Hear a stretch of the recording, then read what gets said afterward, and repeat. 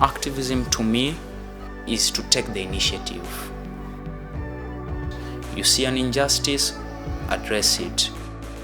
Activism to me is to show up, to do.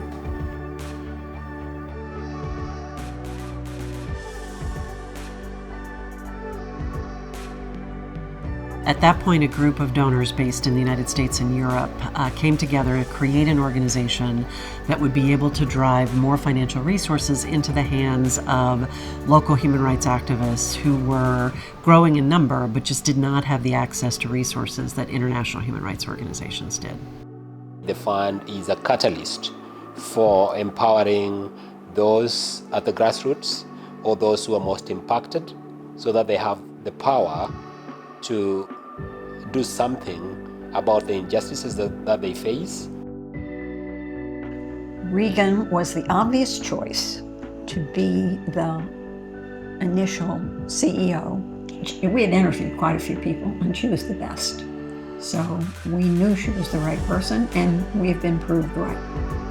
In 20 years, she has accomplished a lot. Regan is a person that had a vision, and her vision for the fund was to create a mechanism that will be put in place to advance a progressive human rights agenda in different parts of the world. I remember my first conversation with Regan. It took very little time for me to realize that this was a very special organization and that she is a special leader. She's a person of great vision, and along with that vision, she can inspire others to follow along with her.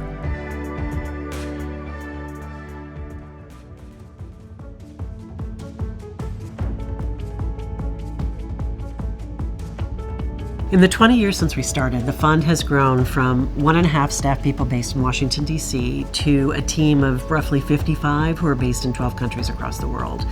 And that was a very intentional thing. We wanted from the beginning to be a global organization as much as is possible, and we felt like it was important to do that, to have staff based all over the world. The fund has also evolved very much from a donor whose principal focus is the writing of checks, to something much more meaningful as a thought partner for people in the field and indeed for other donors. Over the past 20 years, the human rights movement has flourished all over the world. I should say human rights movements, because they are happening everywhere and in all kinds of different ways. And the fund has played a critical role in contributing to that flourishing by supporting organizations just as they're getting started, by supporting organizations that are small, become bigger and better funded and more effective. We've supported organizations to work collaboratively and build movements in the course of that. And all of those things are made possible by the resources that we are contributing to the development of human rights activism all over the world. I'm quite proud of the fund, because when you come up with this wild idea, they listen. They're like, okay, what exactly do you want to do? And how can we support you to do that? And for me, I think trusting partners and sticking with them to take their idea to where it can bear fruit is a very good thing with the fund. Quiero decir que sí hemos encontrado una gran alianza, aliados y aliadas con el fondo. De hecho, el fondo no solamente también es para apoyar, digamos, el trabajo que hacemos, sino que en los últimos tiempos ha apoyado mucho parte de lo que es la emergencia de nosotros como organización. We are very grateful to that, because we were able to channel, the funding to organization needs, not just specifically targeted to projects. We are able to use it for the supporting of the office.